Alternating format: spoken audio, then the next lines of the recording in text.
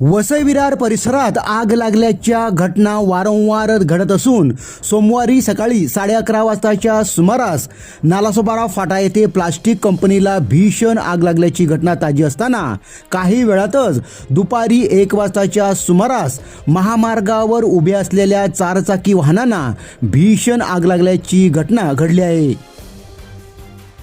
या घटनेबाबत मिळालेल्या माहितीनुसार मुंबई अहमदाबाद महामार्गावरील ससूनगर येथील रॉयल गार्डनच्या मागे भंगार चारचाकी वाहने उभी केली होती। या उभ्या असलेल्या भंगार चारचाकी वाहनांना भीषण आग लागल्याची घटना घडली असून आग लागताच परिसरात एकच खळबळ उडाली असल्याचे दिसून आले। या भंगार वाहनांना अचानकपणे दुपारी 1च्या सुमारास आग लागली। या आगीत 20 ते 25 चारचाकी वाहने जळून खाक झाल्याची माहिती मिळत आहे।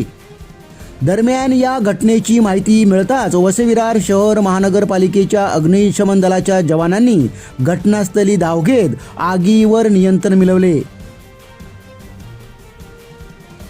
मात्र भर दुपारी लागलेल्या आगीत 20 ते 25 चारचाकी वाहने पूर्णपणे जळून गेली असल्याची माहिती मिळत आहे।